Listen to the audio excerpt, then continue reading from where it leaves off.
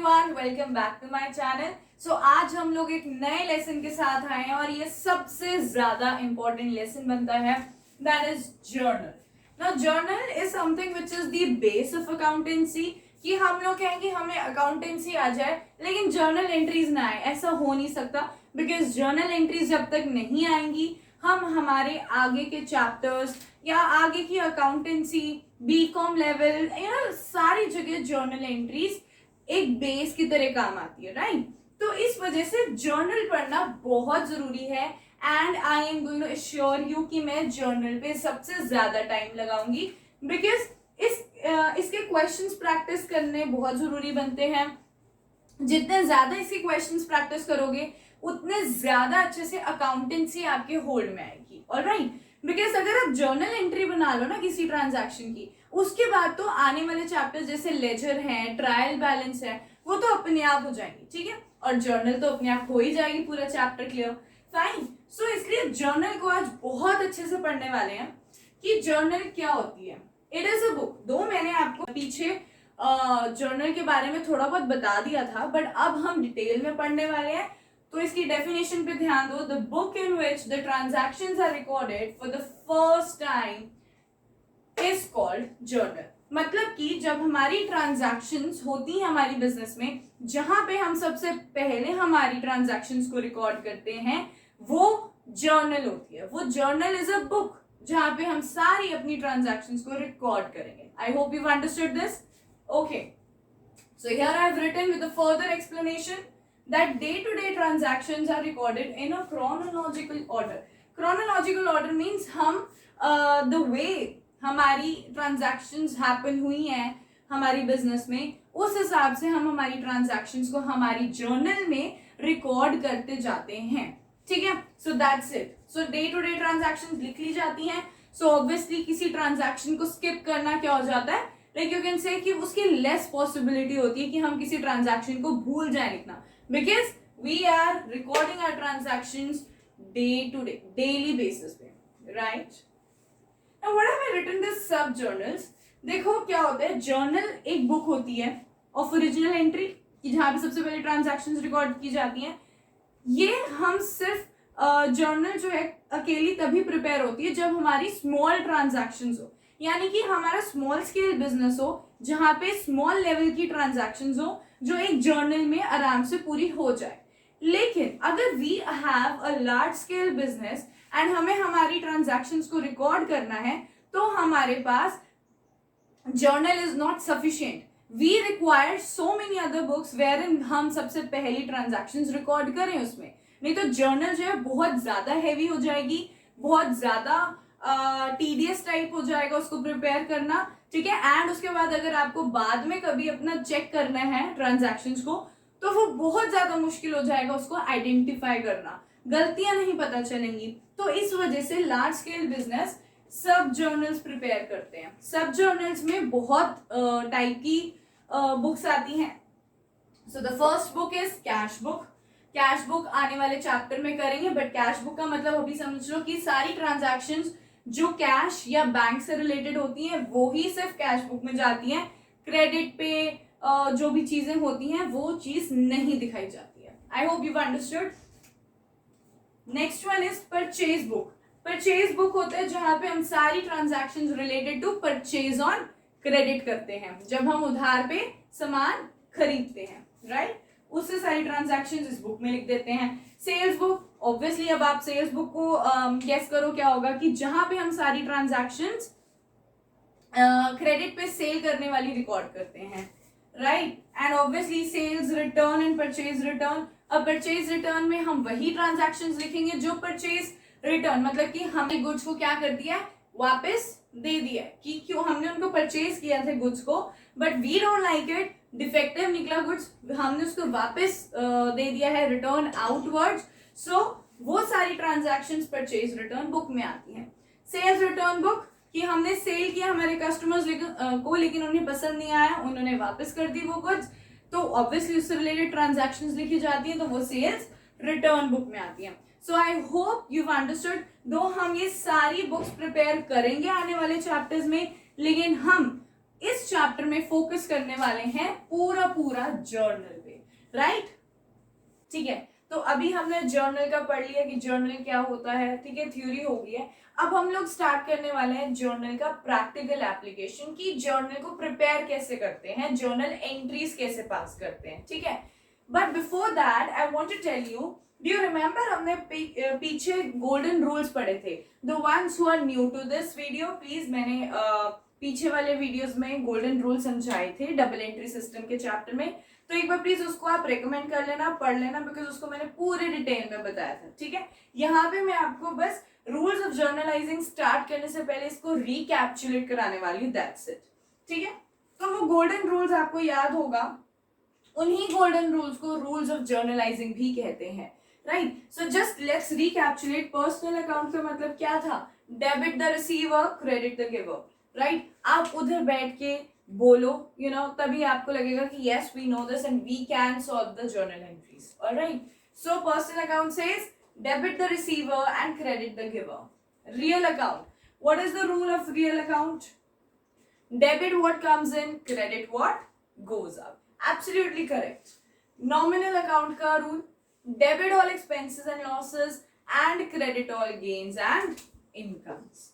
यही सब थी, राइट? सो अब देखो, हमें अकाउंट्स पता चल गए, अब हम जर्नल स्टार्ट करने वाले हैं, राइट? तो अब आपको स्क्रीन पे एक जर्नल एंट्री का मैं आपको वो एक सैंपल की तरह समझाऊंगी कि जर्नल एंट्रीज कैसे पास करते हैं, आराम आराम से कराऊंगी उनको, ठीक है। So that will set as a base. और आने वाले लेक्चर्स में हम लोग अब बेसिक नहीं करेंगे, we will start doing the questions, different type of questions coming up of journal entries, ठीक है। मैं आपको यहीं पर कराऊंगी, क्वेश्चंस आपके सामने होंगे, हम डिस्कस करेंगे कि कैसे करना है। लेकिन अब जो मैं क्वेश्चन आपको दिखा रही हूँ वो एक बेस है कि जर्नल एंट्रीज बेसिकली करते कैसे पास है और सोचते कैसे हैं जर्नल एंट्री को पास करने के लिए। Okay, so here's the question. Question देख लिया है, तो फर्स्ट ट्रांजैक्शन उसकी क्या कहती है कि CR Ram and son started business with cash ₹50,000, right?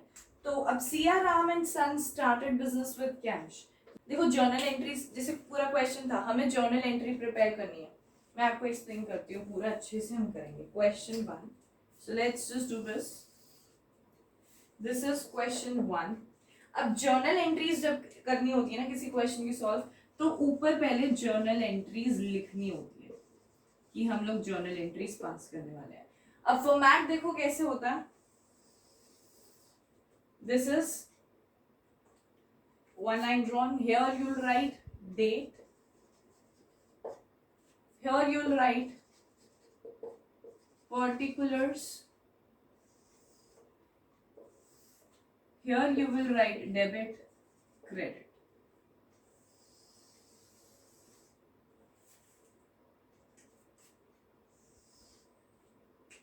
ये फॉर्मेट होता है जर्नल एंट्रीज को प्रिपेयर करने का, ठीक है। अच्छा, अब हमारा फर्स्ट ट्रांजैक्शन क्या था? जनवरी 1, 2019 को था, राइट? सो जनवरी 1, 2019, ठीक है। C R Ram and son started business with cash. तो अब सोचो, दो अकाउंट इफेक्ट होने चाहिए, कौन कौन से? कैश और एक कैपिटल, ठीक है। अब दो अकाउंट आपने सोच ली कि कौन से हैं। अब उस दो अकाउंट का नेचर देखो कि वो कौन से टाइप का अकाउंट है। Cash account is a type of real account, ठीक है। अब रियल अकाउंट का फॉर्मूला मतलब रूल रिकैप्चुलेट करो, क्या था? Debit what comes in and credit what goes out. So यहाँ पे कैश जो है वो क्या आ रहा है या जा रहा है? So it is coming, so it has to be debited. तो एक अकाउंट तो हमने क्या किया, कैश अकाउंट को हमने क्या किया? डेबिट किया। इसको ऐसे लिखते हैं। अब यहाँ पे हम फॉर्मेट की बात कर रहे हैं, ठीक है। जिसे क्रेडिट करना, बिकॉज मैंने बताया था कि ऑपोजिट डायरेक्शन में इफेक्ट पड़ता है, तो अगर एक अकाउंट डेबिट हुआ है तो दूसरा क्रेडिट होगा। दूसरा अकाउंट क्या था? कैपिटल अकाउंट, तो ऑब्वियसली वो क्या होगा? क्रेडिट हुआ होगा। लेकिन अब इसके पीछे लॉजिक भी देखो, capital account is a personal account, ठीक है। एंड पर्सनल अकाउंट का फॉर्मूला क्या होता है या रूल क्या होता है? Debit the receiver, credit the giver. So capital हमारा क्या हो गया? गिवर हो गया। सो टू कैपिटल अकाउंट,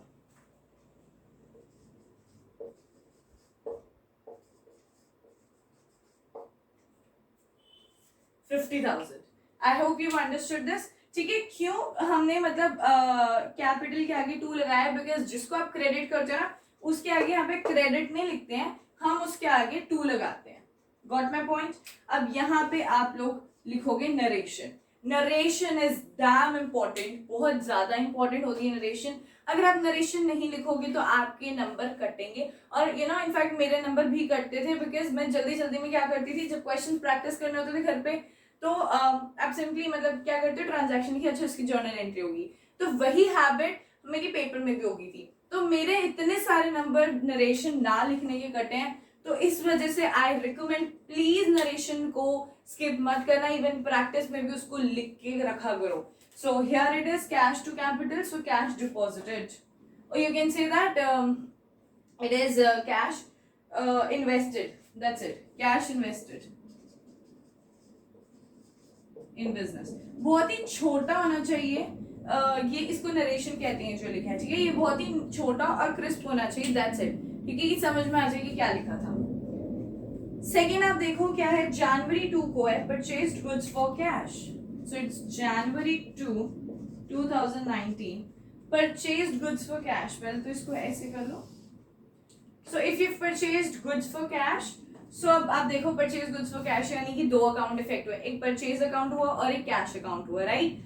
अब purchase account is are nominal account, ठीक है. सो परचेज अकाउंट अगर नॉमिनल है तो उसका मतलब था debit all expenses, credit all gains, ठीक है. तो purchases is an expense, right, क्योंकि आपने परचेज किया तो खर्चा हुआ है वो, so it is an expense, so debit करना पड़ेगा उसे. So purchase account debit to, एक को डेबिट किया तो दूसरे को क्रेडिट करना पड़ेगा. कैश है, so cash is a real account, nothing. Debit what comes in, credit what goes out. So यहाँ पे कैश आ रहा है या जा रहा है, परचेजेस में तो कैश जा रहा है.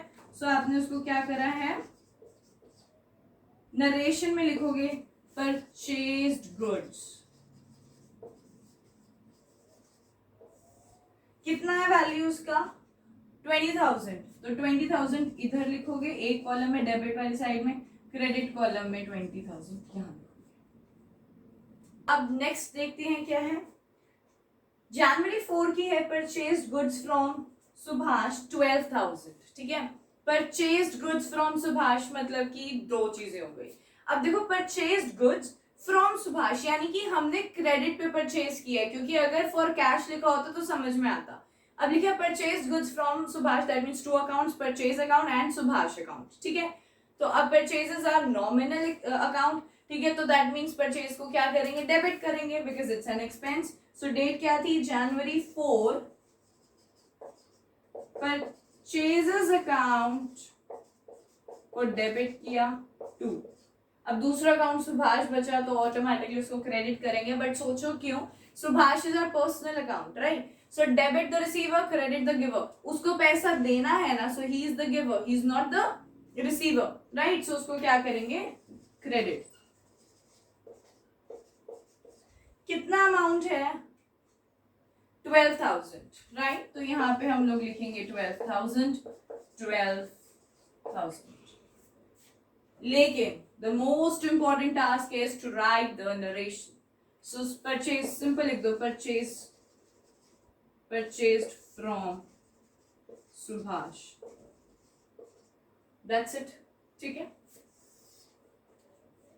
अगला जनवरी 5 को परचेस्ड फर्नीचर फॉर कैश, ठीक है. जनवरी 5 purchased furniture for cash.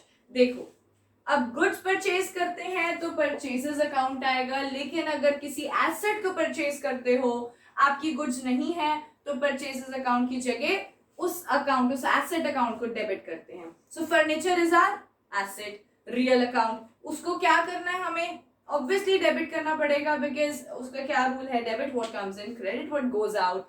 So furniture आ रहा है तो उसको डेबिट करना है. कैश भी एक रियल अकाउंट है, उसको भी वही फॉर्म रूल लगाओ, debit what comes in, credit what goes out. Cash जा रहा है तो ऑब्वियसली समझ में आ रहा है कि फर्नीचर अकाउंट को क्या करना पड़ेगा, डेबिट करना पड़ेगा. कैश अकाउंट को क्या करना पड़ेगा, क्रेडिट करना पड़ेगा. इस वजह से 2 लगाया. आगे अमाउंट देख लो कितनी है, 6,000. नरेशन परचेज्ड फर्नीचर, बस खत्म, डन। नेक्स्ट डेट का है जनवरी 10, जनवरी 10 का है paid cash to Subhash 8000। Cash pay कर है सुभाष को तो सुभाष अकाउंट हो गया और दूसरा कैश अकाउंट हो गया। अब Subhash is a personal account, debit the receiver credit the giver, तो सुभाष क्या हो गया, रिसीवर हो गया। सो सुभाष को क्या किया, डेबिट कर दिया। किसी एक अकाउंट को पकड़ लिया करो, दूसरा अपने आप आ जाता है। So to cash account. अब टू कैश का भी एक बार लॉजिक सोच लो, कैश के रियल अकाउंट है, debit the debit what comes in, credit what goes out, तो कैश जो है वो क्या जा रहा है, so it has to be credited. 8000 थी ना amount, 8000, it is paid cash to Subhash,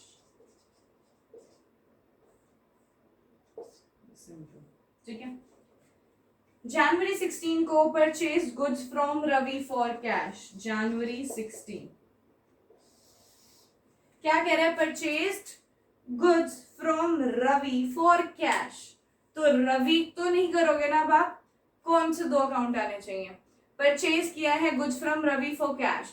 अब मैंने फॉर कैश किया तो रवि का अकाउंट मैंने क्यों कहीं डेबिट क्रेडिट करना है, क्यों करूंगी मैं, रवि का कोई अब लेना देना नहीं है। एक तो मैंने उसको पैसा पे कर दिया और मैंने गुड्स परचेज की थी, तो एक परचेजेस अकाउंट आना चाहिए और एक कैश अकाउंट आना चाहिए। आप रवि को तब डेबिट करते या तब क्रेडिट करते जब वो उसका कोई लेना देना रहता कि मुझे उसको बाद में पैसे देने हैं जो उसको मैं बुक्स में लिखूं।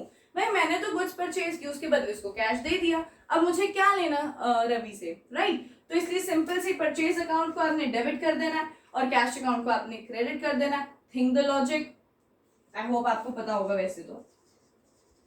Purchase account debit to cash account, so यहाँ पे नीचे लिख दो पेड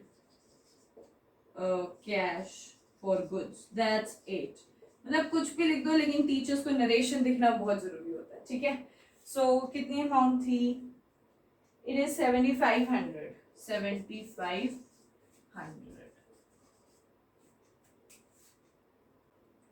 ओके, अब हम लोग नेक्स्ट ट्रांजैक्शन पे चलते हैं। नेक्स्ट ट्रांजैक्शन है purchased goods from Ravi, purchased goods from Ravi, यानी कि रवि से मैंने परचेज किया on credit, so he is my creditor, तो ऑब्वियसली क्रेडिटर को तो मुझे अकाउंट में शो करना पड़ेगा। तो अब यहाँ पे रवि के अकाउंट को आप लाओगे, ठीक है। अगर कैश में कर देते तो रवि से कोई लेना देना नहीं, लेकिन अभी है, क्योंकि रवि कहेगा कि मैंने तुम्हें उधार पे गुड्स दी हैं तो तुम लोग पैसा दोगे मुझे, राइट। तो रवि के अकाउंट को भी लाना पड़ेगा। तो अब देखो दो अकाउंट आएंगे, एक रवि का अकाउंट आएगा, एक परचेज का अकाउंट आएगा, बिकॉज कैश की यहाँ इन्वॉल्वमेंट नहीं है तो कैश को नहीं रखेंगे। तो अब purchases is a nominal account, तो डेबिट करना पड़ेगा। सो परचेजेस को क्या करना पड़ेगा, डेबिट करना पड़ेगा टू। दूसरा अकाउंट किसका था, रवि का था ना, to Ravi.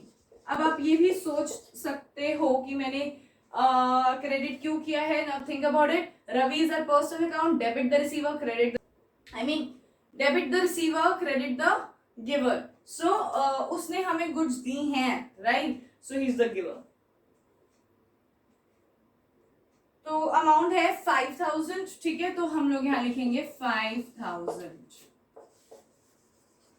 Of course narration purchased goods from Ravi, that's it. Perfect. क्या थी ये डेट, जनवरी 17।